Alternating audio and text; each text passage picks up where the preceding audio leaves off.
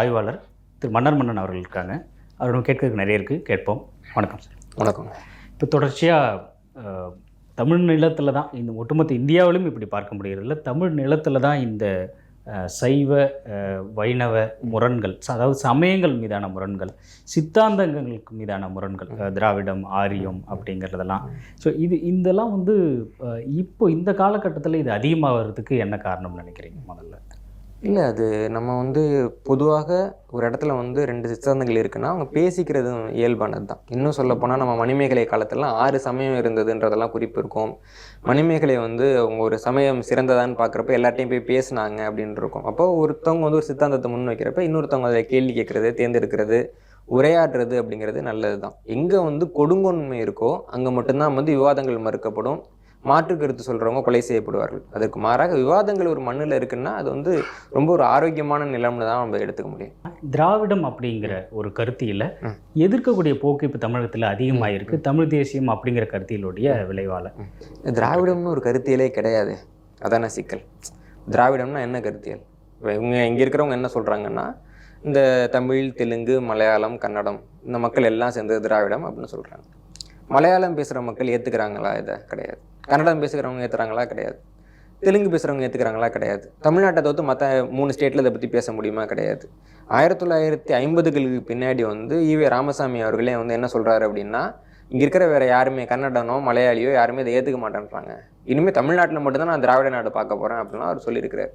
அறிவு இருக்கிறவங்க யாருமே திராவிடங்கிற ஒரு விஷயத்தை ஏற்றுக்க மாட்டாங்க. தமிழ் என்ற சொல்லை தமிழில் எழுதினா தமிழ்னு எழுதும், சமஸ்கிருதத்தில் எழுதினா திராவிடம்னு எழுதும். ஒரு சொல்லினுடைய ஒரு திரிபு அல்லது பிறழ்வு எப்படி ஒரு கொள்கைன்னு சொல்கிறாங்க, கோட்பாடுன்னு சொல்கிறாங்கன்னு தெரில. இன்னொன்று இதை விட பெரிய கொடுமை என்னென்னா, தமிழ்நாட்டில் இருக்கக்கூடிய இந்த திராவிட இயக்கத்தினர் சமஸ்கிருதத்தை எதிர்க்கிறோம், பிராமணர்களை எதிர்க்கிறோம் அப்படின்னு சொல்கிறாங்க. ஆனால் அந்த சொல் திராவிடம்ங்கிற சொல்லே சமஸ்கிருத சொல் தான். அப்போ சமஸ்கிருதத்திலேயே நான் பேரை வச்சுட்டு சமஸ்கிருதத்தை எதிர்க்கிறேன் அப்படின்னு சொன்னால் அது பேர் நகைச்சுவை, அது கோட்பாடு கிடையாது இல்லைங்களா?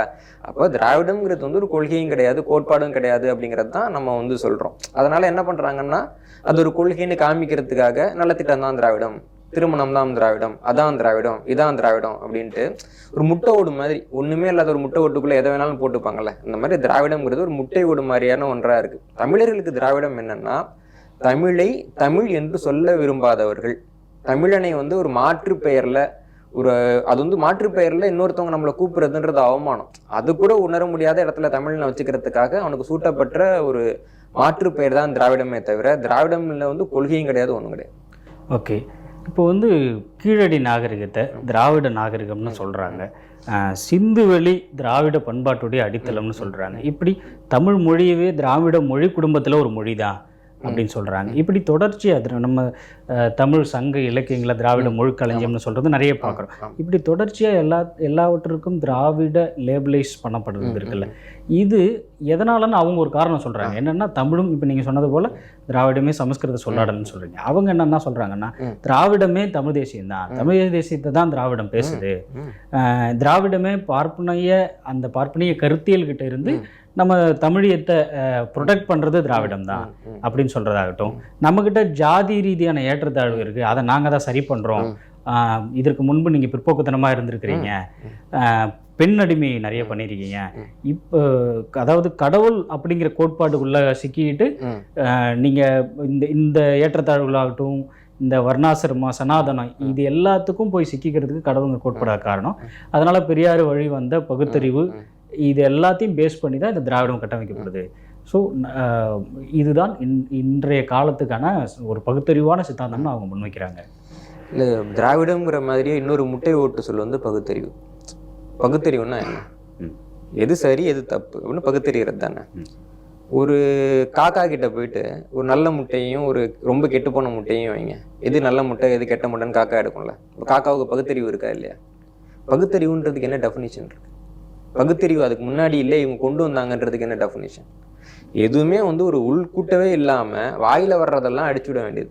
என்னமோ தமிழர்கள் நாகரிகமே இல்லாமல் இருந்த மாதிரியும், இவங்க ஆந்திராவிலேருந்து நாகரிகத்தை கொண்டு வந்து இங்கே நட்டு வச்ச மாதிரியும் வாயை திறந்தா போய் இவ்வளோதான் திராவிடம். இவங்க சொல்லக்கூடியதில் ஆதாரபூர்வமாக ஏதாவது ஒரு கருத்துருவாக்கம் இருக்கா? இவங்க என்ன சொல்கிறாங்க நம்ம கிட்டக்க நீங்கள் காலங்காலமாக ரொம்ப கஷ்டத்தில் இருந்தீங்க, திராவிடம் விடியல் கொடுத்ததுன்றாங்கல்ல. வரலாற்றுப்படி பார்க்க போனால் 13ஆம் நூற்றாண்டு வரைக்கும் தமிழ்நாட்டில் சாதி ஆணவ படுகொலைன்னு ஒன்று கிடையாது. மாற்று சாதியில திருமணம் செய்தவர்களை கொன்னாங்க, ஒதுக்கி வச்சாங்க அப்படின்னு ஒரு சம்பவம் வந்து இவ்வளவோ கல்வெட்டுகள் கிடைச்சிருக்குது, இவ்வளவோ ஓலைச்சுவடிகள் இருக்கு, இவ்வளோ இலக்கியம் இருக்கு, இதுலையுமே கிடையாது. ஆனா விஜயநகர் காலத்துக்கு பின்னாடி தான் மாற்று திருமணம் பண்ணவங்க வந்து மார்கழி மார்கள் வாங்கினாங்க, அவங்க அந்த ஊர்ல அந்த தெய்வமானாங்க, இந்த ஊர்ல இந்த தெய்வமானாங்க அப்படின்ட்டு. இப்போ வந்து எவ்வளவோ இப்போ நம்ம படம்லாம் பாக்குறோங்களா, மதுரை வீரன் வந்து காதலிச்சாரு, கை காலை வெட்டினாங்கன்ற கதையில ஆரம்பிச்சு வித்தியாசமான ஒரு பெண் தெய்வம் இருக்காங்க, அவங்க வந்து மாற்று திருமணம் பண்றாங்க, ஒரே அவமானப்படுத்துன்றப்போ அவங்க வந்து மீனவ சமூகத்தை சேர்ந்தவங்க, நண்டோட காலை எடுத்து நெஞ்சில குத்திட்டு இறந்து போயிட்டாங்கன்னு ஆரம்பிச்சு இந்த தெய்வமாக நம்ம யாரை கும்பிடுறோம் தெரியுமா? விஜயநகர் காலத்துக்கு பின்னாடி மாற்று சாதியில திருமணம் செய்யப்பட்டு அதனால் கொல்லப்பட்டவர்களை தமிழர்கள் தெய்வமாக கொண்டாடுகிறார்கள், கொலை செய்தவர்கள் திராவிடர்கள், கொண்டாடுகிறவர்கள் தமிழர்கள். இதுதான் வரலாற்று ரீதியாக நம்ம பார்க்க வேண்டியது. ஆனால் இவங்க என்ன சொல்றாங்கன்னா, நீங்க வந்து வேறுபாட்டில் இருந்தீங்க, நாங்கள் சமத்துவத்தை கொண்டு வந்தோம்னா முதல்ல எங்க காலகட்டத்தில் வேறுபாடு இருந்தது ஆதாரம் காமி, நீ சமத்துவம் கொண்டு வந்தன்றதுக்கு ஒரு ஆதாரம் காமி. புரியுதா உங்களுக்கு? உள்ளீடே இல்லாம வாயை திறந்தா போய் திராவிடம் என்பது வந்து என்ன ஒரு கருத்தியலே இல்லாத ஒரு விஷயத்த கொண்டு வர்ற மாதிரி இவங்க வரலாற்றையே வந்து ஒரு உட்கூட்டே இல்லாம, ஒரு ஆதாரம் இல்லாம, கல்வெட்டு இல்லாம, செப்பேடு இல்லாம, அல்லது திரிக்கப்பட்ட ஒரு ஆதாரத்தின் மேலதான் அவங்க அந்த ஒட்டுமொத்த கோபுரத்தையுமே கட்டுறாங்க. இவங்களுடைய நோக்கம் என்னன்னா தமிழர்களை வந்து ஒரு தாழ்வு மனப்பான்மையில வச்சுக்கிறது. ஐயோ நம்மலாம் வந்து ஒரு நாகரிக குறைவான ஒரு மொழி பேசுறோம் போல இருக்கு, நாகரிகம் இல்லாத ஒரு இனம் போல இருக்கு, நம்ம தான் இனவெறியர்கள் போல இருக்கு அப்படின்னு தமிழர்கள் அவங்களை நினைச்சுக்கிற வரைக்கும் தான் ஒரு தமிழன் வந்து இன்னொரு தமிழனை வந்து ஆள்றதுக்கு தகுதி இல்லாதவன் நினைப்பான். அப்ப அந்நியர்களால நம்ம ஆளப்படும் இல்லைங்களா? வெள்ளைக்காரங்களும் இதே தான் பண்ணாங்க. வெள்ளைக்காரங்களுக்கு முன்னாடி வந்து நாயக்கர் ஆட்சி காலகட்டத்தில் அவங்களும் அதான் பண்ணாங்க. நாயக்கர் காலகட்டத்துக்கு பிறகு இந்த திராவிடர்களும் இதை தான் பண்றாங்க. ஒரு மக்களை வந்து நீங்க மேம்பட வைக்கணும்னா அவங்களுக்கு வந்து ஒரு தன்னம்பிக்கையை கொடுக்கணும், ஒரு புத்துணர்ச்சியை கொடுக்கணும், ஒரு வரலாற்று மறுமலர்ச்சியை கொடுக்கணும் இல்லைங்களா? இப்ப நம்ம வந்து ஆங்கில படம்லாம் பாக்குறோம், நமக்கே தெரியும் சில ஆண்டுகளுக்கு முன்னாடி வரைக்கும் அங்க வந்து கருப்பின மக்கள் வந்து ஒடுக்கப்பட்டாங்க. ஆனா படத்துல வரலாற்று படம் எடுக்கிறப்பெல்லாம் இப்ப என்ன பண்றாங்கன்னா அதுல வந்து ஒரு கருப்பின பெண்ணை வந்து கதாநாயகி எல்லாம் போடுறாங்க, முக்கியமான கதாபாத்திரத்துல போடுறாங்க எல்லாம் பாக்குறோம். ஏன்னா அவங்க வந்து அந்த அழுக்கை வந்து அவங்க துடைக்கிறாங்க. உண்மையாகவே இருக்கக்கூடிய ஒரு அழுக்கை இவங்க கற்பனை மூலமாக துடைக்கிறார்கள். தமிழ்நாட்டில் என்ன நடக்குதுன்னா உண்மையாவே நம்ம கிட்ட அழுக்கு கிடையாது. நம்ம வந்து நம்முடைய அரசர்கள் ஆட்சி காலகட்டத்தில் வந்து ஜாதிய படுகொலைகள் இங்கே நடக்கல, ஆனா இவங்க வந்து நடக்காதது நடந்தது. இங்க வந்து பாத்தீங்கன்னா தேவர் அடியார் முறைன்னு இருந்தது. பெண்கள் வந்து பாலியல் ரீதியாக ஒருபோதும் அணுகப்படவில்லை. கோவில் பெண்கள் இங்க வட இந்தியாவில பாத்தீங்கன்னா கிமு 7ஆம் நூற்றாண்டுல இருந்துட்டு அவங்க பாலியல் அடிமைகளாக தான் வைக்கப்பட்டாங்க. ஆந்திராவில் அப்படிதான் இருந்தது, மற்ற மாநிலங்கள்லாம் அப்படிதான் இருந்தது. ஆனா தமிழ்நாட்டுல தமிழரசர்கள் காலகட்டத்துல கோவில் பெண்கள் வந்து ரொம்ப கண்ணியத்தோடு நடத்தப்பட்டார்கள், அவர்கள் பாலியலுக்காக நடத்தப்படவில்லை. இப்படி மற்ற அனைத்து கலாச்சாரங்களும் வந்து பல தவற செஞ்சா கூட நீ எப்படி இருந்தாலும் நான் இப்படிதான் இருப்பேன் அப்படின்னு உறுதியாக இருந்த நிலம் தமிழ் நிலம். இங்க வந்து அந்த தப்பிப்போன கலாச்சாரத்தில் இருந்து வந்த இந்த மக்கள், இந்த திராவிட மக்கள் என்ன சொல்றாங்கன்னா, நீ ஒண்ணுமே இல்லாம இருந்து நான் தான் எல்லாத்தையும் கொண்டு வந்தேன்னு சொல்லி இந்த மக்களை ஏமாத்துறாங்க. ஒரு கற்பனையாக ஒரு அழுக்கையை உருவாக்கி அதுக்கு இவங்க தீர்வுன்ற மாதிரி காமிக்கிறாங்க. இது வந்து அவங்க வந்து தாழ்வு மனப்பான்மையோட அவங்க அடுத்த தலைமுறை வரக்கூடாதுன்னு நினைச்சு அதன் காரணமாக தமிழர்களை வந்து ஒரு பெரிய தாழ்வு மனப்பான்மைக்குள்ள தள்ளி விடுறாங்க. அதுதான் திராவிடம். தமிழ்நாட்டில் வந்து அதுதான் திராவிடம் நிகழ்த்திட்டு இருக்கே தவிர வரலாற்று ரீதியாக திராவிடம் தமிழ்நாட்டுக்கு இந்த நல்லது செஞ்சது அப்படின்னு எந்த ஒரு விஷயத்தையுமே நம்ம வந்து கோடிட்டு காட்ட முடியும். ஓகே, இப்போ தமிழ்ல ஜாதிய முறைகள் இருந்தது இல்லை, அதுக்கு காரணம் திராவிடம் இல்லை அப்படின்னு நம்ம சொல்லலாம். ஜாதிய முறைகள் உலகம் முழுக்க இருக்கே. இப்போ கார்ல் மார்க்ஸ்ன்றாங்க, மார்க்ஸ்ன்றது குடும்ப பேர் தானே. இல்ல இப்ப அண்ணல் அம்பேத்கர்ன்றாங்க, அம்பேத்கர்ன்றது குடும்ப பேர் தானே. இஎம்எஸ் நம்பூதிரிப்பாடுன்றாங்க, நம்பூதிரிப்பாடுன்றது குடும்ப பேர் தானே இல்லையா? ஜாதி பெயர் வந்து உலகம் முழுக்க அது உலகம் முழுக்க அது ஒரு வகைப்பாடா இருக்கு. இங்க அது ஒரு வேறுபாடா இல்ல. இங்க என்ன வேறுபாடு இருக்குன்னா படிநிலை இருக்கு. இந்த ஜாதி உயர்ந்த ஜாதி, இந்த ஜாதி தாழ்ந்த ஜாதின்னு ஒரு படிநிலை இருக்கு. அப்ப அந்த படிநிலை தானே தப்பு. இந்த படிநிலையை கிரியேட் பண்ணது யார்? நான் வந்து இதற்கான பதிலை வந்து நான் சொல்லணும்னு நினைக்கல. ஐயா தோ பரமசிவன் அவர்கள் அவருடைய நூல்ல வந்து இதை குறிப்பிடுறாரு. என்ன குறிப்பிடுறாருன்னா, அறியப்படாத தமிழகம்ங்கிற நூல்ல விஜயநகர் பேரரசு இஸ்லாமியர்களுக்கு எதிராக வைதிக நெறியை உயர்ந்த லட்சியமாக கொண்டு தோன்றிய அரச மரபாகும். ஆட்சி அதிகாரம் விஜயநகர பேரரசின் தளபதிகளின் கைக்கு மாறியவுடன் தமிழ்நாடு ஒரு பண்பாட்டு நெருக்கடியை எதிர்கொண்டது. அதாவது வரலாற்றில் முதல் முறையாக தமிழ்நாட்டின் அரசியல் அதிகாரம் பிறமொழி பேசும் ஆட்சியாளர்களிடம் நிலையாக மாறியது. இந்த ஆட்சியாளரை தொடர்ந்து தெலுங்கு மொழி பேசும் மக்கள் பெருமளவு குடியேற தொடங்கினர். பிராமணர் தொடங்கி சக்கிலியராக இந்த குடியேற்றம் அமைந்தது. பிராமணரை அடுத்த மேல் சாதியினரான புலால் உண்ணாத ரெட்டியார், ராஜவுக்கள், இவர்களுக்கு அடுத்த படிநிலைகளில் அமைந்த நாயுடு, இவர்களுக்கும் அடுத்த நிலையில் உள்ள ஆசாரிகள், பெரும்பாலும் புன்சை நிலத்து விவசாயிகளான நாயக்கர், மிக தாழ்ந்த நிலையில் உள்ள செருப்பு தைக்கும் சக்கிலியர், தோட்டி வேலை செய்யும் சக்கிலியர் என இவர்களை வகைப்படுத்தி காணலாம். இவர்களோடு சௌராஷ்டிர பகுதியிலிருந்து ஏற்கனவே வெளியேறி ஆந்திரத்தில் இருந்த நெசவு தொழில் செய்யும் சாதியினரான சௌராஷ்டிரர்களும் தமிழகத்தில் வந்து குடியேறினர். இந்த காலகட்டத்தில் தமிழ்நாட்டில் தனித்து வளர்ந்திருந்த சைவ வைணவ மதங்கள் பின்னுக்கு தள்ளப்பட்டன. வைதிக நெறிய பிராமண நெறியே முன் நிறுத்தப்பட்டது. இந்து மதம் அதிகாரத்தில் அமர்ந்தது. தமிழ் அக்காலத்தில் ஆட்சி மொழியாக இல்லை, ஆட்சியாளர்களின் மொழியாக தெலுங்கு பேணப்பட்டது. அரசியல் அதிகாரத்தில் வைதிக நெறியின் காவலர்களான பிராமணர்களும் சமஸ்கிருதத்திற்கும் முக்கியத்துவம் தரப்பட்டது அப்படின்னு குறிப்பிடுறாரு. வரலாற்று ரீதியா 13ஆம் நூற்றாண்டுல பக்கத்துல இருக்கக்கூடிய ஆந்திர பகுதியில இருந்து அந்த மக்கள் வர்றப்போ அவங்க கூட நமக்கு வந்ததுதான் இந்த படிநிலைங்கிறது. ஓகே, அதுக்கு முன்னாடி இங்க வந்து ஒரு படிநிலை இருந்தது. இவங்க வந்து இந்த வர்ணம், அவங்க அந்த வர்ணம்னே கிடையாது. நீங்க இப்ப சோழர் காலத்துல எடுத்து பாத்தீங்கன்னா எல்லாரும் பொதுவாக வந்து சூத்திரர்னு அழைக்கப்பட்டாங்க. பிராமணர் சூத்திரர் தான். யார் சத்திரியர்னா அரசர்கள் மட்டும்தான் சத்திரியர்கள். உண்மையில வந்து பாத்தீங்கன்னா ஒரு ஆரம்ப காலகட்டத்துல சத்திரியர்னா அரசர், அரசருக்கு அப்புறம் பிராமணர், பிராமணருக்கு அப்புறம் மத்தவங்க அப்படின்னு பிராமணர்கள் பிரிச்சு வச்சிருந்தாங்க. அதுதான் ரொம்ப பழமையானது. சோழர்கள் பாத்தீங்கன்னா அவங்க சத்திரியர்கள், ஆனா அரச சத்திரியர்னா பிராமணருக்கு மேல. இப்போ விஜயநகர் காலகட்டத்தில் வரவங்க சத்திரியர்கள், ஆனால் அவங்க அரச சத்திரியர் கிடையாது, அவங்க பிராமணருக்கு கீழே. இதான் வித்தியாசம். ஓகே, இப்போ நீங்கள் காண்பித்த புத்தகத்தை இன்னொரு முறை காமிச்சிருங்க. இது என்னோட நூல் வந்து ஆதித்த கரிகாலன் கொலை அப்படின்னு ஒரு நூல், இப்போ சமீபத்தில் வெளியானது. இதில் நான் எல்லாத்தையும் எழுதியிருக்கேன். ஜாதியை பற்றி, அந்த முறையை பற்றி, என்னென்னலாம் மாறி இருக்குன்றத பற்றி நான் எழுதியிருக்கேன். சரிங்களா? இப்போ நீங்கள் கோட் பண்ணது தோப்பா அவர்களுடைய வரிகள் தான். ஆனால் அவருடைய படைப்புன்னு சொல்கிறத விட அவருடைய ஆய்வுகளை பெரும்பாலும் திராவிடம் தான் பயன்படுத்துறது கிளைம் பண்ணிக்குது. அவர்கள் வந்து அவருடைய கருத்தியலுக்காக தான் அவர் எழுதுனது போல தான் அவங்க சொல்றாங்க. நீங்க எப்படி அதை தமிழுக்கு ஆதரவான ஒரு கருத்தால நீங்க அதை சொல்றீங்க? இல்லைன்னா நம்ம வந்து நான் பொதுவாக என்ன பண்ணுவோம்னா அவங்க தரப்புல இருக்கிறவங்க சொன்னதை தான் மேற்கொள்ள காமிப்பேன். ஏன்னா அவங்கள தானே தெரியும். ஓகே, இல்லைங்களா? அவங்களே என்ன பண்றாங்கன்னா தோப்பாவோட நூல்ல வந்து இந்த பகுதியெல்லாம் விட்டுட்டு மற்றதெல்லாம் மேற்கோள் காட்டுவாங்க. அதான் ஆச்சரியமா இருக்கு, அதனால தான் கேட்டேன் அது. ஆமா, ஓகே. இப்போ அடுத்த இதுவா இப்போ நீங்கள் குடியேற்றங்களை பற்றி சொல்லும் பொழுது குறிப்பாக ஏன் இந்த கோபம் அல்லது இந்த கேள்வி எல்லாரும் எங்கே வைக்கிறாங்கன்னா, இயக்குனர் பா ரஞ்சித் அவர்கள் ராஜராஜ சோழன் சோழர் குடியேற்றம் பிராமணர்களுடைய குடியேற்றம் சோழர் காலத்தில் தான் நிகழ்கிறது. நிலம் வந்து கையகப்படுத்தி அவங்கள்ட்ட கொடுக்கப்படுறது. இந்த ஏற்றத்தாழ்வு வந்து முழுக்க பிராமண முறையில் பிராமணர்களை துதித்து இது பண்ணப்பட்டது அப்படின்னு பெரும் குற்றச்சாட்டை சில வருடங்களுக்கு முன்பு வைத்தார். ஸோ அதில் ராஜராஜ சோழன் மீதான மிகப்பெரிய விமர்சனமாக அது அமைஞ்சது. அது இப்போ வரைக்கும் அதுக்கான முறையான ஒரு பதில் எங்கேயும் என்னன்னா, முறையான குற்றச்சாட்டு வேணும் முதல்ல. இப்போ போகிற போக்கில் சொல்லக்கூடாது.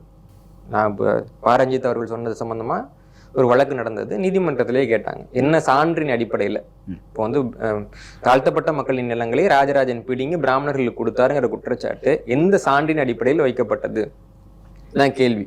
ஒரு சான்று கூட கிடையாம இதுல பல நகைச்சுவை இருக்கு ஒரு சொன்னதுல. முதலாவது வந்து சோழர் காலத்துல வந்து தாழ்த்தப்பட்ட சாதினே ஒண்ணு கிடையாது. எந்த ஜாதி தாழ்த்தப்பட்ட சாதியா இருந்தது சோழர் காலத்துல? அதுக்கு ஏதாவது ஒரு ஆதாரம் இருக்கா? விடுதலை சிறுத்தைகள் கட்சியை சேர்ந்த ரவிக்குமார் அவர்களே எழுதுறப்ப சோழர் காலத்துல பறையர்கள் நல்லா இருந்தாங்க, அவங்க தாழ்த்தப்பட்டவங்களா இல்லைன்னு மீளும் வரலாறுங்கிற புத்தகத்துல எழுதியிருக்கிறார். இப்போ வந்து பாத்தீங்கன்னா ராஜராஜன் வந்து ராஜராஜ சோழ பறையனார்னு சொல்லிட்டு அங்க இருக்கிற மக்கள் வந்து எழுதுறாங்க. அதுக்கான முழு அதிகாரமும் அவங்களுக்கு இருக்கு. அவங்க எழுதுறத நம்ம வந்து குறை சொல்ல முடியாது. அப்போ சோழர்களே அந்த மக்கள் எப்படி பாக்குறாங்கன்னா அவங்க முன்னோராக தான் பாக்குறாங்க. சோழர்கள் அவர்களை முறையாகத்தான் நடத்தி இருக்கிறார்கள், முழு அதிகாரத்தோடு தான் நடத்தி இருக்கிறார்கள். நம்ம வந்து கல்வெடு செப்பேட்டெல்லாம் பாக்குறப்போ பிராமணருக்கு வந்து சோழர்கள் அள்ளி கொடுத்துட்டாங்கன்றாங்கல்ல. கரந்திய செப்பேட்டின்படி பிராமணர்களுக்கு வந்து 50% வரி விலக்கு, பறையர்களை வந்து அப்படியே ஒடுக்கிட்டாங்க நசுக்கிட்டாங்கன்றாங்கல்ல, அந்த மக்களுக்கு அவர்கள் கொடுத்து 100% வரி விலக்கு. அப்ப யாருக்கு அவங்க வந்து ரொம்ப அதிகமாக இணக்கமாக இருந்திருக்கிறார்கள்? புரியுதா உங்களுக்கு? அப்போ தொடர்ச்சியாக சோழர்கள் வந்து பிராமணர்களுக்கு எல்லாத்தையும் கொடுத்தாங்கன்ற ஒரு குற்றச்சாட்டு முன்வைக்கப்படுது. அந்த குற்றச்சாட்டு எங்கேருந்து வந்தது, எப்படி வந்ததுன்னா முதல்ல பார்க்கணுமே தவிர அதை விட்டுட்டு யாரோ ஒருத்தவங்க சொன்னதை அப்படியே கொண்டு வந்து வாந்தி எடுக்கிறது வந்து பிரபலங்களுக்கு வந்து தகுதியான ஒரு செயல் கிடையாது. ரொம்ப எளிமையா சொல்றேன். தமிழ்நாட்டுல தொல்லியல் துறைன்னு ஒண்ணு இருக்கு. அது ஆரம்ப காலத்தில் இருந்து பிராமணர்களிடம் தான் ஒப்படைக்கப்பட்டது. தொல்லியல் துறையில வந்து நீங்க கல்வெட்டு செப்பேட்டு வாசிப்புக்கு போனீங்கன்னா உங்களுக்கு வந்து முதல் தகுதியே போயிட்டு நீங்க சமஸ்கிருதம் படிச்சுட்டோன்னு சொல்லி அனுப்பிடுவார் நாகசாமி. தமிழ்நாடு தொல்லியல் துறையில தமிழ் கல்வெட்டு செப்பேட்டை படிக்கிறதுக்கு தகுதி வந்து சமஸ்கிருதம் படிச்சிருக்கணும். அப்ப சமஸ்கிருதம் யார் படிப்பா? யார் வரணுமோ அவங்க தான் வருவாங்க. இப்படியாக இந்த தொல்லியல் துறையை வந்து உருவாக்குறாங்க. இப்போ வரலாற்று சான்றுல 3 வகை இருக்கு. ஒன்று ஓலைச்சுவடி, அதுக்கடுத்து கல்வெட்டு, 3வது செப்பேடு. ஓலைச்சுவடி தான் உண்மையான ஆவணம். இப்போ நம்ம காகிதத்தில் வச்சிருக்க மாதிரி பொதுவாக வந்து எப்பயுமே ஓலைச்சுவடியில் தான் வச்சிருப்பாங்க. அந்த ஓலையில இருக்கிறது வந்து பொதுமக்கள் பார்வையில் பொது வெளியில இருக்கணுன்றப்ப அதை கல்வெட்டா வைப்பாங்க. இந்த ஓலைச்சுவடியும் கல்வெட்டும் நமக்கு சங்க காலத்தில் இருந்து இருக்கக்கூடிய முறை. சங்க காலத்தில் நமக்கு வந்து ஓலைச்சுவடி தான் பிரதானமா இருந்தது. பின்னாடி வந்து அதனுடைய இன்னொரு ஆவணமாக கலப்பிரர் காலத்துல வந்து அதை வந்து நம்ம கல்வெட்டா வைக்க ஆரம்பிச்சோம். இதெல்லாம் வந்து தமிழ்நாட்டினுடைய முறை. இந்த 3வது செப்பேடுன்னு ஒண்ணு இருக்குல்ல, இது வந்து தமிழர்களோட முறை கிடையாது. இன்னும் சொன்னா அது தமிழ்நாட்டோட முறையே கிடையாது. ஓகே. வட இந்தியாவில் வந்து அரசாங்கத்துக்கிட்ட ஆவண காப்பகம் கிடையாது. ஏன்னா அவங்களுக்கு வந்து எழுத்தறிவு கிடையாது. அப்போ யார் யார்கிட்டலாம் சொத்து இருக்கோ அவங்களே வந்து அதுக்கு ஆவணத்தை உருவாக்கிக்கணும். அரசர் வாய்மொழியா சொல்றது அவங்களே எழுதிக்கணும். அப்போ பௌத்த மதத்தை சேர்ந்தவங்க தான் முதல்ல வந்து செப்பேடுன்னு ஒன்று உருவாக்குறாங்க. பழைய செப்பேடெல்லாம் பௌத்த மதத்தை சேர்ந்த. அதுக்கு பின்னாடி என்ன பண்ணாங்கன்னா பிராமணர்கள் அதை பார்த்து அங்கே உருவாக்குறாங்க. அடுத்தது வந்து ஆந்திரா வழியாக பல்லவர் காலத்துல பாலாறுல குடியேறக்கூடிய ஆந்திர பிராமணர்கள் தான் முதல்ல செப்பேடு வச்சுக்க ஆரம்பிக்கிறாங்க. அந்த செப்பேடுலாம் பாத்தீங்கன்னா முதல்ல பிராகிருதத்துல இருக்கும், அப்புறம் சமஸ்கிருதத்துல இருக்கும். சமஸ்கிருதத்தை வந்து அவங்க வந்து தெலுங்கு கன்னட எழுத்துல தான் எழுதினாங்க, தமிழ்ல எழுதல. இதுக்கெல்லாம் பின்னாடிதான் தமிழ்நாட்டை சேர்ந்த பிராமணர்களும் அந்த செப்பேட்டை வச்சுக்க ஆரம்பிக்கிறாங்க. செப்பேட்டை வந்து வேற ஏதாவது பௌத்த சமண மதத்தை சேர்ந்தவங்க வெட்டணும்னா கூட அது வந்து பிரஸ்தின்னு ஒண்ணு இருக்கும். அரசனை வந்து ஆகாவோன்னு புகழ்ற ஒரு பகுதி. அது சமஸ்கிருதத்துல தான் இருக்கணுங்கிறதுக்காக பிராமணர்கிட்ட கொடுத்து தான் எழுதுவாங்க. அப்போ அந்த செப்பேடுன்றது ஒரு பிராமண மயமாக்கப்பட்ட பிராமணர்களே அதிகமாக புழங்கிய ஒரு ஆவணம். இப்ப தொல்லியல் துறையில் நீங்க பிராமணரை உட்கார வச்சீங்கன்னா அவங்க எடுத்து பாக்குறாங்க. ஓலையெல்லாம் வந்து தமிழ்ல இருக்குது. சில இதெல்லாம் படிக்க முடியாது, தூரமா போடுது. கல்வெட்டெல்லாம் தமிழ்ல இருக்குது. அப்ப எதுக்கு இதை படிக்கணும், மைசூர்ல கொடுத்துரு. அப்ப செப்பேடு சமஸ்கிருதத்துல இருக்குது.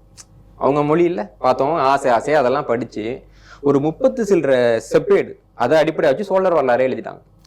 செப்பேடு அந்த பிரஸ்தின்ற பகுதி இருக்குல்ல, அது எதுக்குன்னா தானத்தை வாங்கிக்கிறவங்க வந்து அந்த தானம் வந்து அரசனோட அடுத்த தலைமுறை புடுங்கிடுமோன்னு ஒரு பயம் இருக்கும் அவங்களுக்கு. அப்போ வந்து அவங்க என்ன சொல்லுவாங்கன்னா, அரசரே உங்களுடைய முன்னோர்கள் வந்து இந்த மாதிரி எங்களுக்கு ரொம்ப வேண்டியவராக இருந்தாரு, நாங்கள் அவருக்கு அதை பண்ணோம், அவர் எங்களுக்கு பதிலுக்கு இதை பண்ணாரு, அதனால வந்து எங்க கிட்ட செப்பரேட்டின் போல இந்த ஆவணம் இருக்கு, நீங்க இந்த தானத்தை புடுங்கிடாதீங்க அப்படின்னு சொல்லுவாங்க. இந்த நோக்கத்துக்காக தான் செப்பேடு எழுதப்படுகிறது. அவங்களால எவ்வளவு வந்து அரசரை வந்து பிராமண சார்பாக காட்ட முடியுமோ காமிச்சுதான் அவங்க இந்த பிரஸ்தியே எழுதுவாங்க. புரியுதா உங்களுக்கு? இப்போ வந்து உதாரணத்துக்கு சில பிரஸ்தியில பாத்தீங்கன்னா அரசர் வந்து பௌத்த சமணத்துக்கு மாறி இருப்பாரு. அப்ப கூட அந்த அரசர் வந்து பிராமண ஆதரவாளர்னு தான் அவங்க எழுதியிருக்காங்க.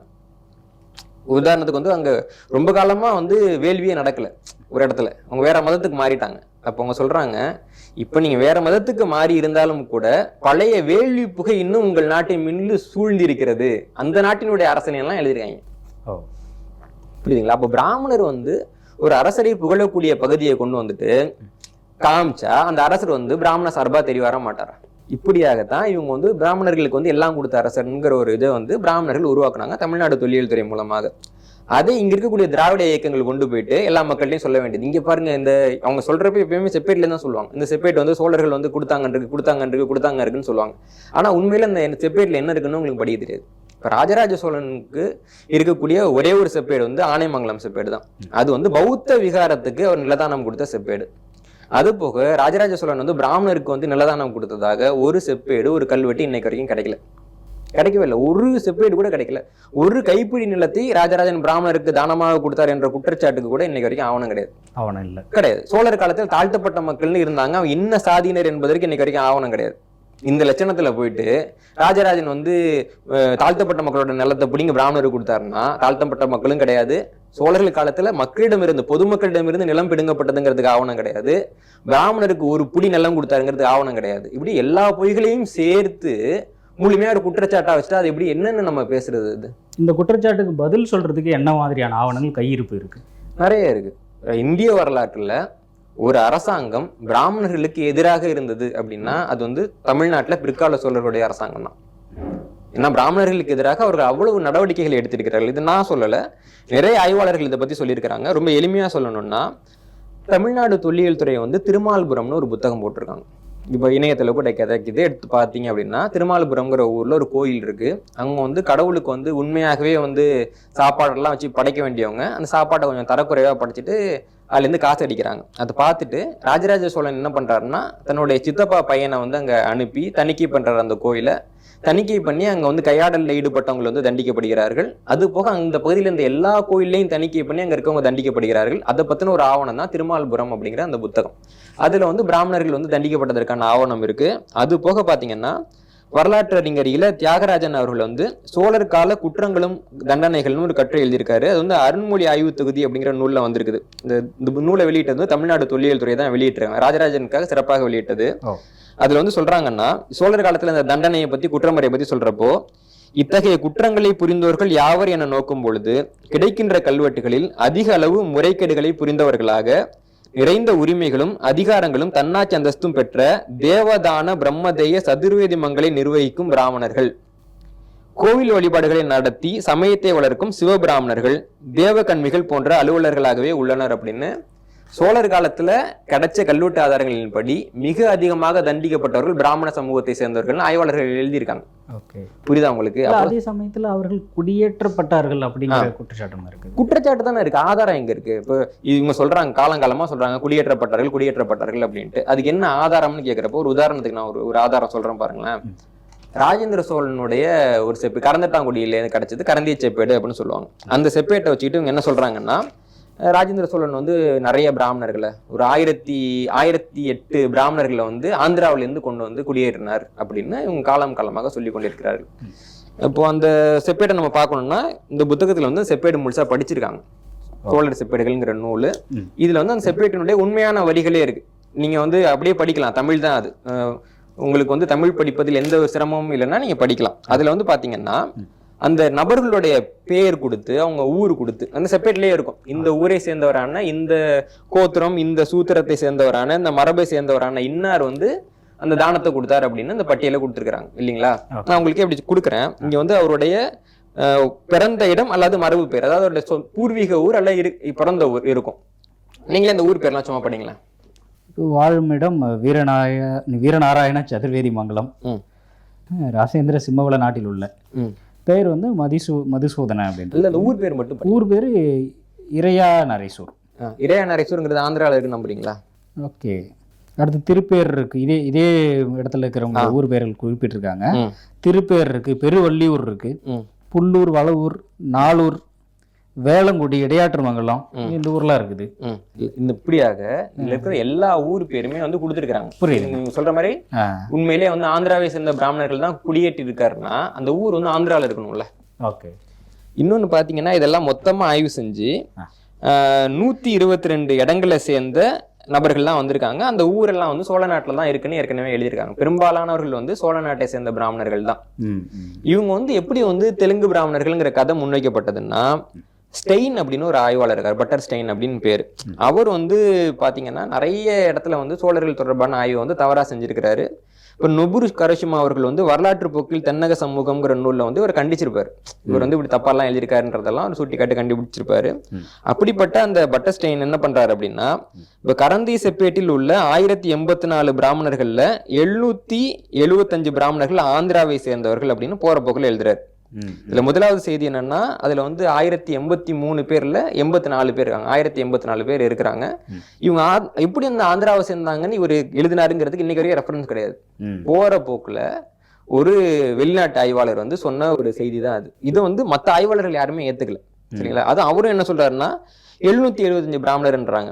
இப்ப இங்கதான் வந்து பேனை பெருமாள் ஆக்குவாங்களே இல்லையா? அந்த 775 வச்சுட்டு இவங்க 1008 பிராமணர்களும் வந்து ஆந்திராவை சேர்ந்தவர்கள், ஆந்திராவில் இருந்து சோழர்கள் குடியேற்றினார்கள் அப்படின்னு எழுதுறாங்க. இவங்க வந்து ஆந்திராவை சேர்ந்தவங்கன்றதுக்கு முதல்ல என்ன ஆதாரம்? எல்லா தமிழ் பேர்களா பேர் இருக்குல்ல. நீங்க ஒண்ணு அவரோட பேரை பார்க்கணும். வேளங்குடி நீலகண்டன், இடையாற்றுமங்கலத்து நந்தி நாராயணப்பட்டன், அட்டம்புரத்து வெண்ணையன், அரணிபுரத்து நாராயணன், ஒலிக்கொன்றை ஐயன் பெருமாள் சிவன்பட்டன், காராம்பி செட்டுத்துறை அத்திக்குமரன், உருப்புட்டூர் கேசவன், கதருமுண்டூர் அக்குமரன், திருமங்கலத்து நந்தியாளன், பேரூர் நாராயணப்பட்டன், தென்குன்றத்து எழுவடியான், வேர்புரத்து நாராயணன், குரவசரி நீலசிவன், வெண்காடன் திருவரங்கப்பட்டன், சிறு கொட்டையூர் நீலகண்டன், இவங்கெல்லாம் வந்து ஆந்திராவில் சேர்ந்தவங்களாம். ஓகே. மனநிலை சரியா இருக்கிற யாராவது இப்படி சொல்லுவாங்களா? என்னன்னா என்ன இருக்குன்னே படிக்கிறது இல்லை. இப்போ வெள்ளைக்காரங்க யாராவது ஒருத்தவங்க ஷூ சாக்ஸோட வந்து சொன்னாங்கன்னா உடனே காலில் வந்து நம்பிடுறது, கேட்டால் அதுக்கு பேர் பகுத்தறிவுங்கிறது. அப்போ இவங்களுடைய நோக்கம் என்னன்னா, தமிழ்நாட்டில் வந்து இந்த குடியேற்றங்கள் நிறைய நடந்த காலகட்டத்தை மறைச்சே அது சோழர் காலம்னு சொல்லணும். அப்படி சொல்றதுக்கு இப்போ நீங்க சொல்றது போல திராவிடம் பேசக்கூடியவங்களுக்கு இது ஒரு அது என்ன நோக்கம் இருக்கு அப்படின்றத நம்ம பேசுவோம். இந்த தலித்துகளுக்கு பிரதிநிதிகளா இருக்கக்கூடிய இயக்குனரா இருக்கிற ஒரு அவருக்கு என்ன நோக்கமா இருக்கு? என்ன நோக்கமா இருக்கு? ஒரு மக்களை வந்து இல்லாத ஒரு பிரச்சனைக்குள்ள தள்ளுறது. இந்த தமிழ்நாட்டை பொறுத்த வரைக்கும் மக்கள் வந்து ஒரு ஆந்திரத்தினுடைய தாக்கத்தால தான் வர்ணாசிரம தர்மத்துக்கு கீழே வராங்க. வர்ணாசிரமத்தால தான் அவர்கள் தாழ்த்தப்படுகிறார்கள். அப்போ இவங்களுடைய தாழ்த்தப்பட்டதுக்கு காரணமாக இருக்கக்கூடியது திராவிடம். அவங்க கிட்ட போயிட்டு திராவிடம் தான் உங்களை காப்பாற்றும், உங்களுக்கு வந்து முன்னாடி இந்த சோழர்கள் சேரர்கள்லாம் திட்டுங்க அப்படின்னு சொல்றது வந்து உண்மையாகவே யார் அவர்களை நல்ல நிலையில் வைத்திருந்தார்களோ அவங்கள திட்ட சொல்லிட்டு, யார் வந்து இந்த மக்களை தாழ்த்தினார்களோ அவர்கள் வந்து உயர்த்துவார்கள்னு பொய் சொல்றது. இவ்வளவுதான். இந்த பொய்யை வந்து முதல்ல பிராமணர்கள் தொடங்கினாங்க. அதை திராவிடர்கள் கொண்டு போனாங்க. இப்போ தலித்தியம் பேசக்கூடியவர்கள் அதை பரவலாக்கி கொண்டிருக்கிறார்கள். அவ்வளவுதான். தலித்தியம் பேசுறவங்களுக்கு இப்படி ஒரு குற்றச்சாட்டு இருக்கு அப்படின்னா, இன்னொரு புறம் திராவிடம் பேசுறவங்களுக்கு ஒரு நீண்டகால குற்றச்சாட்டு, சமணர்களை சைவ மதத்தை பின்பற்றக்கூடிய நம்முடைய தமிழர்கள் ராஜராஜ சோழன் ஆட்சி, அதே ராஜராஜ சோழன் தான் பல குற்றச்சாட்டுக்கு ஆளாகிறாரு. ஸோ அப்படி ராஜராஜ சோழன் காலத்துல சமணர்கள் கழுவிலேற்றப்பட்டாங்க. அதுதான் கிட்டத்தட்ட தசாவதார படத்துல வேற மாதிரி காண்பிக்கப்பட்டிருக்கு. ஸோ அந்த குற்றச்சாட்டை பத்தி. சமணர்கள் கழுவேற்றப்பட்டாங்கன்னு சொல்றாங்கல்ல. இப்போ ஜெயினர்களுக்கெல்லாம் சங்கம் இருக்கு, வரலாற்று நூல் இருக்கு. ஜெயின சமயத்தை சேர்ந்த எந்த சங்கம் வந்து எங்க ஆட்களை வந்து சோழர்கள் கழுவேற்றிட்டாங்கன்ற குற்றச்சாட்டை சொல்றாங்க? இல்லை எந்த நூல்ல இருக்கு? யாராவது சொல்லுங்களேன். இவங்களுக்கு தெரிஞ்ச சமணர்னா ஜெயினர் தானே இல்லைங்களா? மொட்டைலாம் அடிச்சிருப்பாங்கல்ல, வாயிலெல்லாம் துணி கட்டிருப்பாங்கல்ல, அவங்கள தான் நம்ம கழுவேற்றிட்டோம்னு சொல்றாங்கல்ல. கழுவேற்றணும்னு அவங்க யாராவது குற்றச்சாட்டு சொல்லியிருக்காங்களா? அப்படி இந்த 8000 பேரை கழுவேற்றிட்டாங்கன்றாங்களா? அதுக்கான குறிப்பு வந்து அவங்க கிட்ட ஏதாவது இருக்கா? இன்னைக்கு வரையும் கண்டுபிடிக்கப்படல. ஏன் கிடைக்கல? தமிழக கோயில்களில் சமணர் கல்வெற்றத்தினுடைய சிற்பங்கள் இருக்கு, ஓவியங்கள் இருக்கு. ஆனால் ஒரு சிற்பத்திலையும் ஒரு ஓவியத்திலையும் மொட்டத்தலையோட இருக்கிற யாரையுமே நம்ம வந்து கழுவேற்றலை. ஓகே. யார் கழுவேற்றப்பட்டிருக்கிறார்கள்னா தாடி மீச முடியோட, நிறைய ஜடை முடியோட இருப்பாங்கல்ல, அவங்க கழுவேறி இருக்கிறதா தான் சிற்பமும் கிடைக்குது, ஓவியங்களும் கிடைக்குது. அப்போ அப்படி இருக்கிறவங்க வந்து ஜெயினர்களானா கிடையாது. சமணம்ங்கிற சொல்ல என்ன சிக்கல் அப்படின்னா, இப்போ 2 மதம் இருக்கு. ஒன்று வந்து ஜைனம், இன்னொன்று ஆசீவகம். ஜைனம்னா 2 சமயத்துக்கும் பார்த்தீங்கன்னா 23 தீர்த்தங்கரரும் ஒன்று. 24வது தீர்த்தங்கரரா மகாவீரரை ஏற்றுக்கிட்டவங்க வந்து ஜெயினர்கள், அவங்க தான் மொட்டை அடிச்சுப்பாங்க. மர்கலியை ஏற்றுக்கிட்டவங்க வந்துட்டு ஆசீவகர்கள், அவங்க வந்து நிறையா முடி வச்சுப்பாங்க, நீண்ட கூந்தல் வச்சுப்பாங்க. இதில் இந்த ஆசீவகர்கள் என்ன சொல்கிறாங்கன்னா, நமக்கு வந்து துன்பம்னு ஒன்று வெளியிலேருந்து கிடையாது, எல்லாமே நம்மளுடைய நினப்பு தான். நெருப்புக்குள்ளே கால் விட்டுக்கிறதுனால நமக்கு வந்து துன்பம் கிடையாது, நமக்கு காலை விட்டுவிட்டோமே சுடுதுன்னு நினச்சதான் துன்பம்ன்றது அவங்களுடைய ஒரு கொள்கை. அப்போ வெளியிலிருந்து நமக்கு எந்த ஒரு ஆபத்தும் கிடையாது அப்படின்றத ஒரு நிரூபிக்கிறதுக்காக அவர்கள் தங்கள் கோட்பாட்டை தாங்கள் நிறுவுவதற்காக கழுமரத்தில் ஏறினா கூட சிரிச்சுக்கிட்டே இருப்பாங்க. அது அப்போ அவங்க வந்து தேர்ந்தெடுத்த ஒரு, இப்போ உதாரணத்துக்கு வந்து உண்ணாவிரத போராட்டம் அப்படின்னு ஒன்று பண்ணுறாங்கல்ல இல்லைங்களா? அப்போ உண்ணாவிரதம்ங்கிறது அது என்னன்னா, அவங்க வந்து ஒரு அறநிலை போராட்டமாக அவங்களே தேர்ந்தெடுக்கிறாங்க. யாரும் வந்து நீ இதை பண்ணுன்னு சொல்லி இம்போஸ் பண்ணல. அப்படியாக ஆசிவர்கள் வந்து தேர்ந்தெடுத்த ஒரு முறை வந்து, நான் வந்து இந்த விவாதத்தில் தோத்துறேன்னா நான் களியேறி காமிக்கிறேன்றது அவங்க தேர்ந்தெடுத்தது இல்லைங்களா? இப்போ சைவத்துக்கும் வைணவத்துக்கும் சண்டை. அப்போ வைணவர்கள் தோத்து அவங்க கழுவேற்றப்பட்டாங்கன்னு ஒரு குறிப்பு இருக்கா? பௌத்தர்கள் எவ்வளவோ இடத்துல நம்ம கிட்ட வாதத்தில் தோத்துருக்காங்க. பௌத்தரில் ஒருத்தவர் வந்து கழுவேற்றப்பட்டார்னு குறிப்பு இருக்கா? ஒரு நபர் நான் தோத்துட்டேன், நான் போய் கழுவேறி இருக்கேன்றத அவர் காலில் விழுந்து நம்ம நிப்பாட்டணும்னு அவங்க எதிர்பார்க்குறாங்களா? இப்போ தமிழர்கள் வந்து ஒரு வாதத்தில் ஜெயிக்கிறாங்க, அவ்வளோதான் பண்ணுறாங்க. களி ஏறுறது வந்து ஏன்னா கழிவேறினவனும் தமிழன் தான், ஆசிவகத்தை சேர்ந்தவங்களும் தமிழர்கள் தான். அது வந்து வடக்குலேருந்தெல்லாம் வந்து இல்லை, நம்ம ஒன்றும் யாரையும் வந்து துன்புறுத்தலை. அவர்கள் வந்து தோத்துட்டோம், நான் வந்து இருந்தாலும் என் கொள்கையில உறுதியாக இருக்கின்றதை காமிக்கிறதுக்காக கழி ஏறேன் அப்படின்ற. அப்போ வந்து சாமுராய் வீரர் இருக்காங்க, நீங்கள் வந்து அவங்களை சிறைப்பிடிக்க முடியாது. சாமுராய் வீரர் நீங்கள் சிறைப்பிடிச்சிங்கன்னா அவங்க வாழை எடுத்து அவங்க வைத்தியை எடுத்துட்டு இறந்து போயிடுவாங்க. நீங்கள் வந்து யாரையுமே சிறைப்பிடிக்க முடியாது. உலக போரில் நடந்தது. இப்போ அதை வச்சுட்டு அமெரிக்காவை சேர்ந்தவங்க வந்து சாமுராய் வீரர்கள்லாம் கொண்டுட்டாங்க, அமெரிக்கர்கள் படுகொலை செஞ்சாங்க அப்படின்னு சொன்னால் யாராவது ஒத்துப்பாங்களா? வரலாற்றை வந்து புரிஞ்சிக்காம தமிழர்கள் மேல என்னென்ன குற்றச்சாட்டுலாம் வைக்க முடியும்? எந்த செப்பேட்டை திரிச்சா இது இப்படி தமிழர்கள் மேல பொய்யா சொல்லலான்னு தான் அவங்க முழு கவனம். நீங்க சொல்றது போல ஓகே, ஜைனர்களை கழிவற்றல அப்படின்னு சொல்றீங்க. ஆனா சைவர்கள் தொடர்ச்சியாக சண்டை போட்டுட்டு இருந்தது வைணவர்களோட அப்படின்னா, அந்த வைணவ சித்தாந்தத்தை பின்பற்றக்கூடிய மக்கள் அவங்க வழிபடக்கூடிய கோவிந்தராஜ பெருமாள் சிலையை கொண்டு போய் கடல்ல போட்டது, இதெல்லாம் கூட நம்ம தமிழ் ஆட்சி காலத்துல யார் கொண்டு போய் போட்டாங்க? போட்ட ராஜா பேர் என்ன? போட்ட அரசர் பேர் என்ன? சோழர் காலம்னு அவங்க குறிப்பிட்ட அரசர் பேர் என்ன? அரசருக்கு பேர் இல்லையா சோழர் காலம்னா? ஒரு கற்பனை கதை, சரிங்களா? இப்போ இந்த தெலுங்கு பேசக்கூடிய மக்களுக்கு வந்து பார்த்தீங்கன்னா ஒரு 300-400 நூற்றாண்டா என்ன பண்ணுறாங்கன்னா, நீங்கள் சொல்கிறது சாதாரணமாக சொல்லிடுறீங்க. தசாவதாரம் படத்தில் இது பெரிய இம்பாக்ட் கிரியேட் இருக்கட்டுமே, நம்ம உண்மையை பேசுவோமே. இப்போ பொய் தானே இம்பாக்டை கிரியேட் பண்ணுது, ஓகே இல்லைங்களா? நான் அதை பற்றி ஏற்கனவே பேசியிருக்கிறேன், இது முதல் தடவை கிடையாது, நான் தெளிவாக சொல்கிறேன். சரி, ராமானுஜர் கதை அப்படின்றது வந்து இப்போ எழுதுகிற சூப்பர்மேன் கதை மாதிரி ஒரு கதை, வரலாற்று ஆதாரமே இல்லாத ஒரு வன்ம கதை.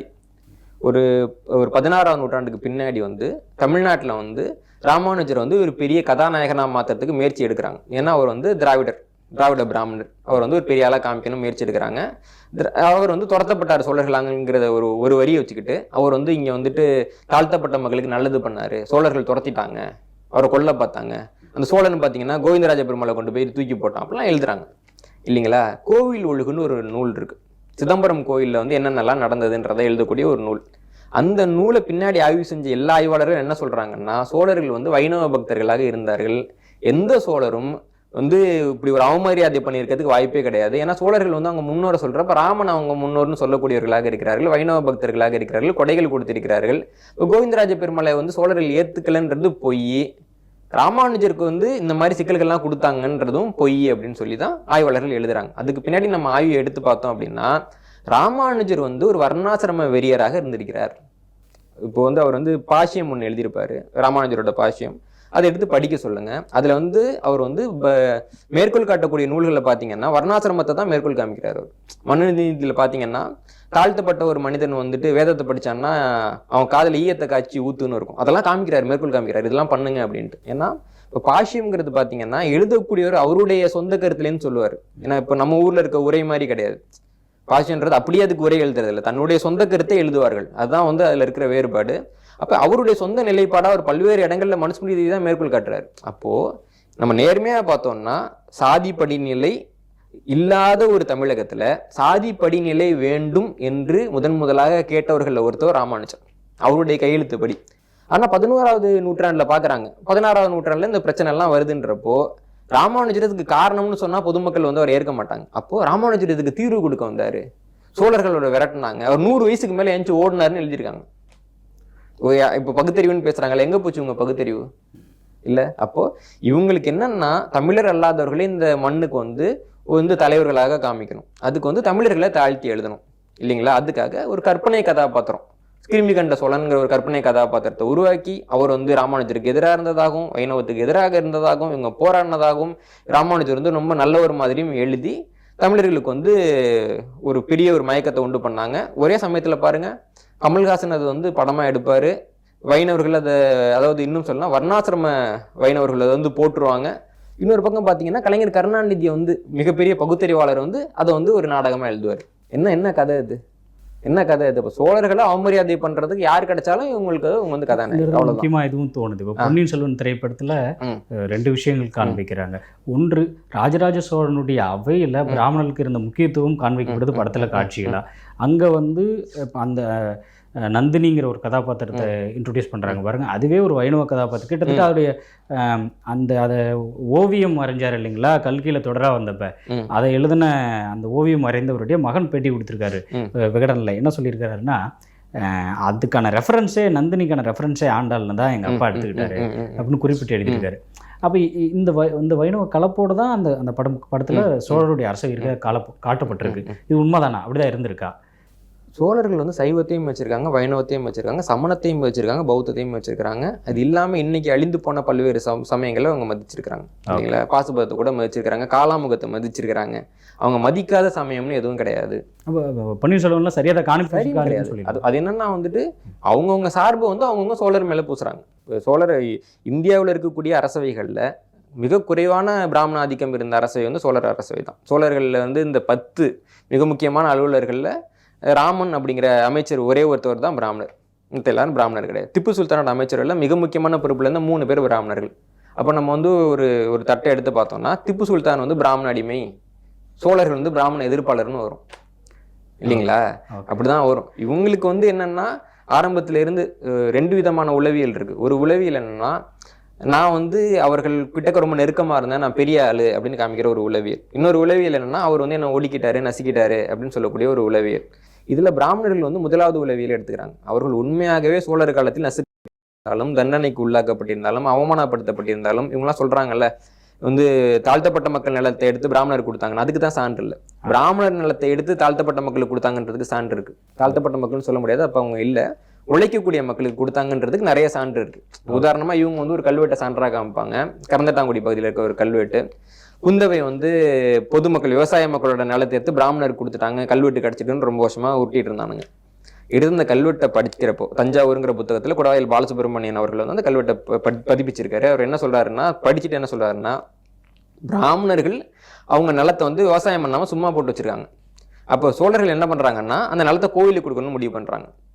அப்போ குந்தவை பிராமணர் கிட்ட இருந்து விவசாயம் பண்ண ஆள் இல்லாம இருக்கக்கூடிய நிலத்தெல்லாம் வாங்கி பிராமணர் அல்லாதவர்களால் நிர்வகிக்கக்கூடிய அந்த கோவில் சபைக்கு கொடுக்குறாங்க. பிராமணர்கிட்டேருந்து வாங்கி பிராமணர் அல்லாதவர் கொடுக்குறாங்க. இதான் நடந்தது. ஆனா இது இவங்க எப்படி சொல்றாங்கன்னா, பிராமணர் அல்லாதவர்கிட்டேருந்து வாங்கி பிராமணர் கொடுத்துட்டாங்க. புரியுதா உங்களுக்கு? இது போக சோழர் காலகட்டத்துல நிறைய விஷயங்கள் வந்து பிராமணர்கள் கிட்ட இருந்து பறிக்கப்பட்டது. இப்போ உதாரணத்துக்கு வந்து சோழர் காலத்துக்கு முன்னாடி பாத்தீங்கன்னா கோவிலுக்கு வந்து ஒரு சபை இருக்கும். அதுக்கு வந்து மூலவருடைய சபை அப்படின்னு பேரு. மூலவருடைய சபை வந்து பிராமணரால நிர்வகிக்கப்படும். அதுதான் கோவில் சொத்தெல்லாம் இருக்கும். சோழர்கள் என்ன பண்றாங்கன்னா அந்த சபையெல்லாம் ஒண்ணு ஒண்ணா கலைக்கிறாங்க. கலைச்சிட்டு இப்ப தஞ்சாவூர் பெரிய கோயில் சொல்றாங்கல்ல, அது வந்து பிராமண சபையால் நிர்வகிக்கப்படல, அது வந்து பிராமணர் அல்லாத உழைக்கும் மக்களோட சபையால் நிர்வகிக்கப்பட்டது. இப்படியாக பிராமணர் கிட்ட இருந்த நிலத்தெல்லாம் வாங்கி பிராமணர் அல்லாத சபைக்கு கொடுத்தாங்க. இந்த தகவலை நான் மட்டும் சொல்லல. இப்ப மார்க்சிய எழுத்தாளர், இப்ப மார்க்சியர்கள்னா சோழர்களை பத்தி எப்படிலாம் எழுதுவாங்கன்னு நமக்கு தெரியும். அதுல கோ கேசவன் அப்படின்னு ஒரு பேரு தமிழ் மொழி இளம் நாடு அப்படிங்கிற புத்தகத்தை என்ன சொல்றாருன்னா, பிரம்மதேய கோயில்கள் மட்டுமின்றி வெள்ளான் வகை கோயில்களையும் தேவதானம் திரியுடையாட்டம் ஆகிய கோவில் தானங்களையும் மூல பாகுடையார் போன்ற பார்ப்பன சபைகளே முன்னர் கட்டுப்படுத்தின. ஆனால் முதலாம் ராஜராஜன் காலம் முதல் கட்டப்பட்ட நகரஞ்சார்ந்த கோயில்களில் பார்ப்பனர்களுக்கு இத்தகைய முற்றுரிமை இல்லை அப்படின்னு குறிப்பிடுறார். இந்த இது யார் நிப்பாட்டுறாருன்னா இவங்கலாம் சொல்றாங்கல்ல, அந்த ராஜராஜன் நிப்பாட்டுறாரு. இது சொல்றது ஒரு மார்க்சிஸ்ட் எழுத்தாளர் சொல்றாரு.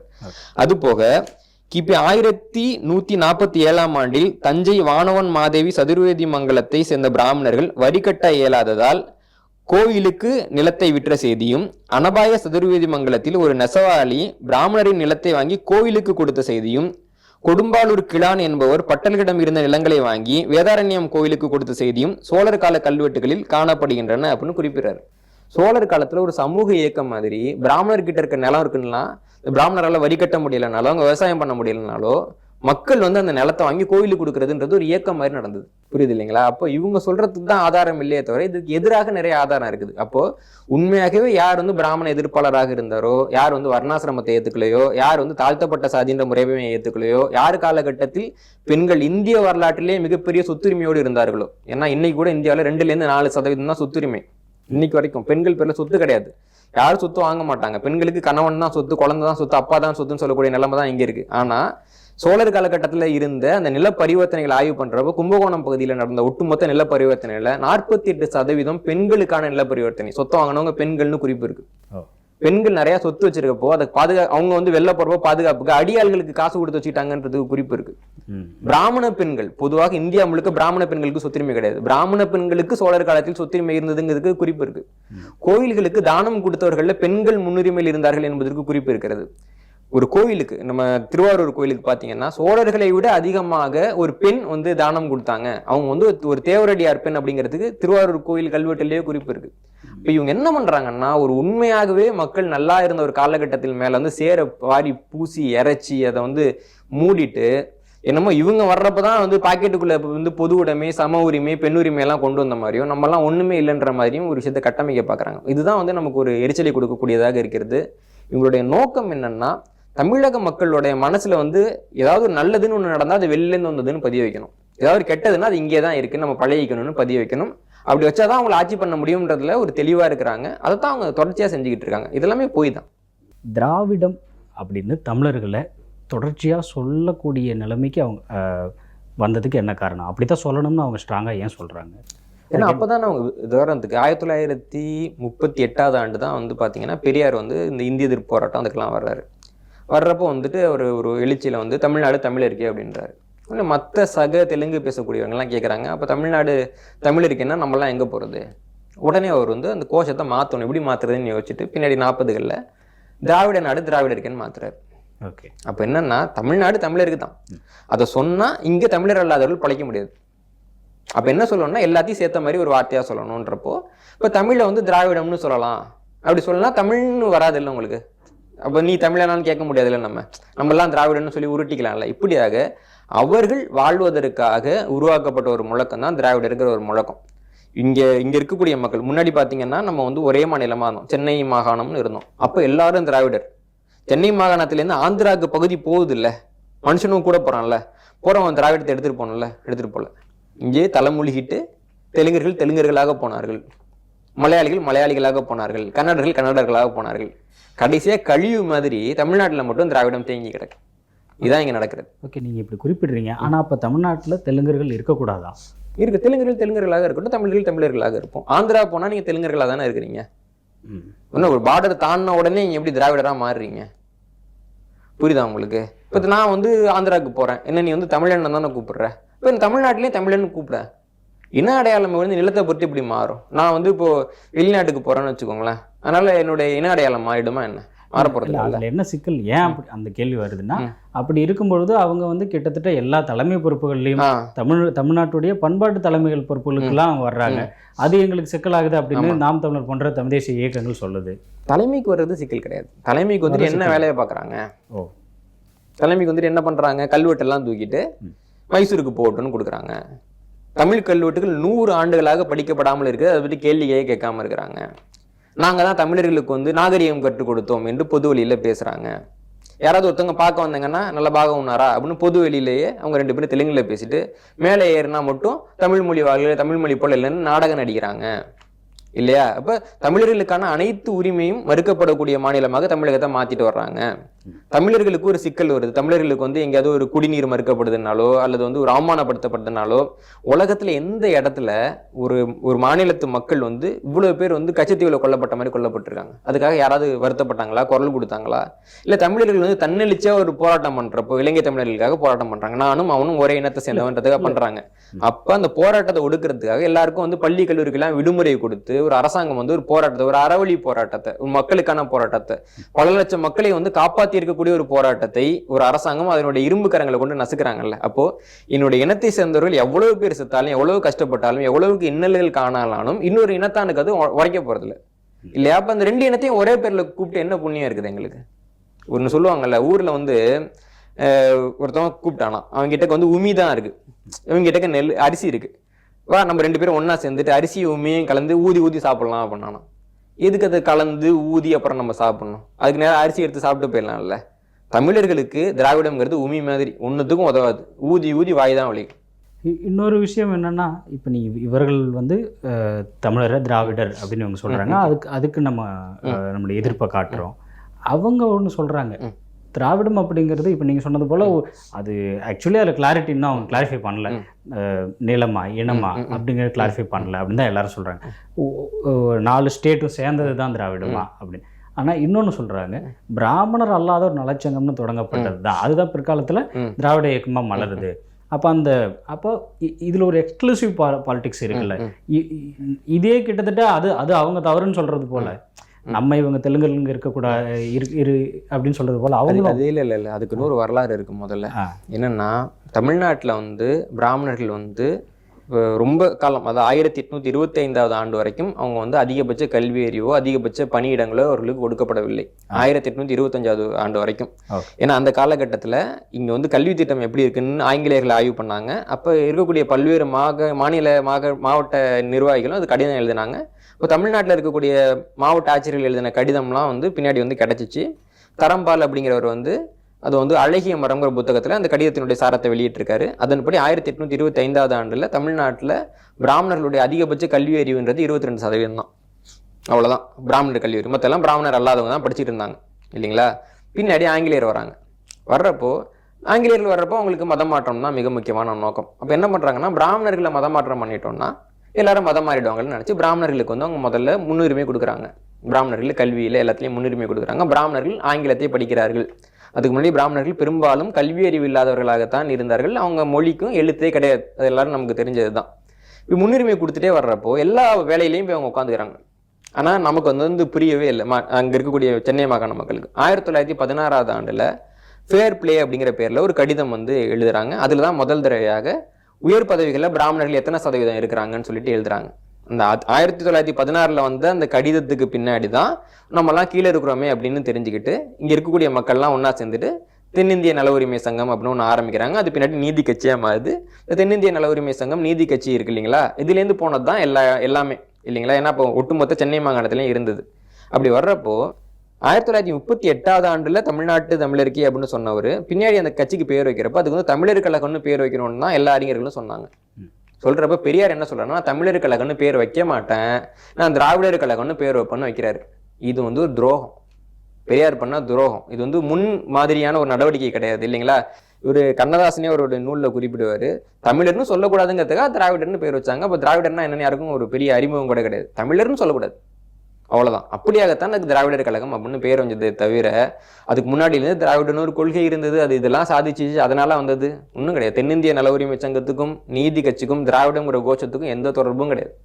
புரியுதா உங்களுக்கு? இவர்களுக்கு வாயில தமிழர் அப்படின்னு தமிழ் மொழியில சொல்றதுக்கு வலிக்கும், திராவிடர்னு சமஸ்கிருதத்துல சொல்றதுக்கு இனிக்கும், அவ்வளவுதான். ஓகே, நான் என்ன கேட்குறேன்னா, தமிழர்கள் இப்போ திராவிடம் பேசக்கூடிய இவங்க எல்லாருமே பிராமணர்கள் அடிச்சா அவங்க இங்கே இருக்கிறதா வேண்டாம்? பிராமணர் யாரை அடிச்சாங்க? நான் திருப்பி கேட்குறேன். இப்போ ஆந்திராவில் வந்து பிராமணர்னு சொல்கிறோம்ல, இப்போ நம்ம ஊரில் சொல்கிற மாதிரி வந்துட்டு இது ஒரு பிராமண வெறுப்பு அல்லது எதிர்ப்பு போல இருக்கே, அதுக்காக கேட்குறேன். இல்லை நான் திருப்பி சொல்கிறேன். இப்போ பிராமணர் இருக்கிறாங்க, ஆந்திராவில் வந்து அவங்களை தனிச்சு யாராவது சொல்கிறாங்களா? தெலுங்கர் பிராமணர்னு இருக்கா 2 பிரிவு கிடையாது இல்லை, கர்நாடகாவில் கிடையாது இல்லை, கேரளாவில் கிடையாது இல்லை. தமிழ்நாட்டில் ஏன் இருக்குன்னா தமிழர்களுக்குன்னு ஒரு நாகரிகம் இருக்குது, பிராமணர்களுக்கு ஒரு நாகரிகம் இருக்குது இல்லைங்களா? அவங்க வர 2 நாகரிகமும் வேற. இப்போ தமிழர்கள் வந்து பெண்களுக்கு சொத்துரிமை கொடுக்கணும்னு சொல்கிறாங்க, பிராமணர்கள் வேணான்னு சொல்கிறாங்க. தமிழர்கள் வர்ணாசிரமத்தை ஏற்றுக்கல, பிராமணர்கள் வர்ணாசிரமத்தை ஏற்றுக்கிறாங்க. தமிழர்களுக்கு வந்து பூஜை செய்யக்கூடிய மொழி தமிழ், பிராமணர்கள் வந்து சமஸ்கிருதத்தை பூஜை செய்யக்கூடிய மொழியாக ஏற்றுக்கிறாங்க. தமிழர்கள் வந்து இங்கே இருக்கக்கூடிய நம்முடைய விதிகளை நம்ம ஏற்றுக்கிறோம், நமக்குன்னு இலக்கியம் இருக்குது, பிராமணர்கள் வந்து வேதங்களை ஏற்றுக்கிறாங்க. இப்படியாக 2 வேறுபட்ட கருத்துடைய சமூகங்கள் இங்கே இருக்குது. முன்னாடி நம்ம சமயக்குறவர்கள் காலத்திலே பார்த்தீங்கன்னா ஆரியன் கண்டாய் தமிழன் கண்டாய் அப்படின்றாரு அவர். ஆரியன் வேற தமிழன் வேற அப்படின்றதுல நம்ம வந்து உறுதியாக இருந்திருக்கிறோம். அதற்கு காரணம் வந்து அவங்க மாறாமல் இருக்கிறது தான். தமிழ்நாட்டுக்கு வந்தப்போ அவங்க வந்து தமிழர்களை வந்து ஏற்றுக்கிட்டு இருந்தாங்க அப்படின்னா நமக்கு அந்த வேறுபாடு பெருசாக இருந்திருக்காது. சங்க காலத்தில் இருக்கக்கூடிய சமூகத்தில் பார்த்தீங்கன்னா அவங்க பெருசாக வேறுபடலை. நம்ம கூட சேர்ந்துட்டு நம்ம கூடயே மீன் பிடிச்சாங்க, நம்ம கூடயே சங்கு எடுத்தாங்க, நம்ம கூடயே வேலை பார்த்தாங்கன்னா சங்க இலக்கியத்தில் குறிப்பு இருக்குது. பின்னாடி களப்பிரர் காலம் வர்றப்போ அவங்களுக்கான அதிகாரங்கள் நிறைய கிடைக்கிறப்போ அவங்க அடுத்தவங்க தொழில எடுத்துக்கிறாங்க. இப்போ தமிழ்நாட்டில் பார்த்தீங்கன்னா பூஜை செய்யக்கூடியவர்களாக பறையர்கள் இருந்திருக்கிறார்கள். அதே மாதிரி பல்வேறு சமூகத்தை நாவிதர்கள் வந்து பூஜை செய்யக்கூடிய சமூகமாக இருந்திருக்கிறார்கள். இவங்க என்ன பண்ணுறாங்கன்னா அவங்கெல்லாம் வெளியேற்றிட்டு பண்டாரங்கள் இருந்திருக்கிறார்கள், இவங்கெல்லாம் வெளியேற்றிட்டு அந்த இடத்துல போய் பிராமணர்கள் உட்காந்துக்கிறாங்க. பூஜை செய்யக்கூடிய மொழியாக இருக்கக்கூடிய தமிழை வந்து நீக்கிட்டு அவங்க சமஸ்கிருதத்தை கொண்டு வராங்க. கோயில்களில் பாடப்பட்ட தேவாரம் திருவாசகத்தெல்லாம் அவங்க நினைக்கிறாங்க. பின்னாடி வந்து கர்நாடக இசைன்னு ஒரு விஷயம், அதாவது தெலுங்கர்களும் பிராமணர்களும் ஒன்னா சேர்ந்து கர்நாடக இசைன்ற ஒரு விஷயத்தை உருவாக்குறாங்க. இப்படியாக தமிழர்களுக்கு எதிரான செயல்களை அவங்க தான் செய்கிறாங்க இல்லைங்களா? அப்போ வெளிலேருந்து வந்துட்டு எனக்கு எதிரான செயல்களை செய்யக்கூடியவங்கள நாங்கள் அந்நியர் தானே பார்க்க முடியும். அப்போ தமிழ்நாடு அதை தான் பார்த்துக்கிட்டு இருந்தது. தமிழர்கள் பார்த்தது தான் சரி அப்படின்றது தான் நமக்கு வந்து 1916ஆம் ஆண்டில் கிடைச்ச செய்தியும் இல்லையா? ஏன்னா அவ்வளோ இடத்தையும் அவங்க பிடிச்சிட்டாங்கன்னு செய்தி கிடைக்குது. அப்போ என்ன வந்திருக்கணும்னா தமிழர்கள் வந்து நாங்கள் வந்து பிராமணர்கள் இல்லை, தமிழர்கள்னு சொன்னது சரி, அதே மாதிரி மற்ற இனங்களும் பின்பற்றணும்னு தானே வந்திருக்கணும். தமிழனை தானே எல்லாரும் பின்பற்றிருக்கணும். ஆனால் என்ன சொல்லிட்டாங்கன்னா இது என்னமோ திராவிடம் தான் கண்டுபிடிச்ச மாதிரியும், இப்போ மற்ற மாநிலத்திலாம் வந்து என்னமோ இவங்க வந்து பிராமணர்களையும் பிராமணியத்தையும் பெருசாக எதிர்த்துற மாதிரியும், நம்ம வந்து அவங்கள வந்து பின்பற்றணுங்கிற மாதிரியும் கதை சொல்றதெல்லாம் என்ன மாதிரியான கதை? தமிழ்நாட்டில் இருந்து வெளியே போன பிராமண எதிர்ப்பை இவங்க என்ன சொல்றாங்கன்னா ராமானுஜர் கொண்டு வந்தாரு, பெரியார் கொண்டு வந்தாரு, என்ன கதை அதெல்லாம் இல்லைங்களா? இதுதான் இங்க இருக்கக்கூடிய பெரிய சிக்கல். அப்போ இந்த மக்களுக்கு உண்மையாகவே இருக்கக்கூடிய அறிவை வந்து இவங்க என்னமோ கொண்டு வந்த மாதிரி சொல்றதும், இவங்க கொண்டு வந்த அவலங்களை வந்து இந்த மண்ணில் இருந்த மாதிரியே கட்டமைக்கிறதும், அதன் மூலமாக இவங்க பண்ண தப்பெல்லாம் மறைச்சிட்டு அந்த தப்பை தமிழர்கள் மேலேயும் தமிழர்களோட முன்னோர்கள் மேலேயும் எழுதுறது தான் இங்க இருக்கிற சிக்கல். இதை அவங்க வந்து தொடர்ச்சியா செய்ய செய்ய செய்ய அதை மக்கள் தெரிந்து கொள்ள இந்த பிளவு அதிகரிக்குமே தவிர அது குறையாது. இதுல நம்ம கவனிக்க வேண்டிய ஒரு செய்தி என்னன்னா, தமிழ்நாட்டில் சங்க காலத்துல இருந்து சோழர் காலம் வரைக்கும் இங்க வந்து தமிழ் பேசக்கூடிய ஒரு சமூகம் இருந்தாங்க. கோயிலுக்கு பூஜை செய்யக்கூடிய சமூகம் நிறைய பேர் இருந்தாங்க. இப்போ வந்து ஓச்சப்பட்டர்னு நிறைய கோயிலில் போடுவாங்க. ஓச்சப்பட்டர்கள் வந்து தமிழர்கள் தான், அவங்க பிராமணர் கிடையாது. பட்டர்னு கூப்பிட்டாலும் அவங்க வந்து இங்கே கூடிய தமிழ் சமூகம் தான். இப்படி நிறைய பேர் வந்து கோயிலில் பூஜை செய்யக்கூடியவர்களாகவும் தமிழர்களாகவும் இருந்தாங்க. ஆனால் வந்துட்டு யார் என்ன அப்படின்னே தெரியாத சில பேர் வந்து ஆட்சிக்கு வந்த கொடுமை காரணத்தினால அவங்கெல்லாம் இப்போ வந்து உங்க பிராமணர்கள் பக்கம் தள்ளிட்டாங்க. அதே மாதிரி பல்வேறு சாதிகளை சேர்ந்த தமிழர்கள் வந்து இருந்தாங்க. அவங்க காலம் காலமாக நல்ல உரிமையோடு இருந்தவர்கள்.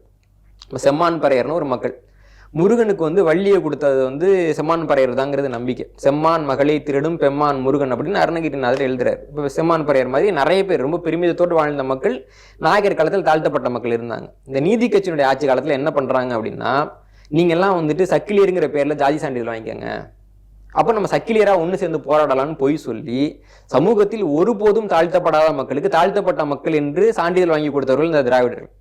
இவங்க உருவாக்கின கரையோ அசிங்கமோ அவ்வளவோ தமிழ்நாட்டை விட்டு அவ்வளோ சீக்கிரம் அகன்றது. அந்த அளவுக்கு வந்து வரலாற்றை திரிச்சு ஒரு மனுஷன் உளவியல் ரீதியா வந்து அவனுக்கு காலம் காலமாக தாழ்த்தப்பட்டவன் அப்படின்னு சொல்லி உனக்கெல்லாம் பிளாஸ்டிக் சேர் கொடுக்குறதே ஒரு பெரிய பெருமிதம்பா, நானாவது சேர் கொடுக்குற மாதிரி தரையிலாம் உட்காந்து பொய் சொல்லி நம்ப வச்சு அவங்கள வந்து ஒரு பெரிய அவல நிலைக்கு அவர்கள் ஆளாக்கி இருக்கிறார்கள்.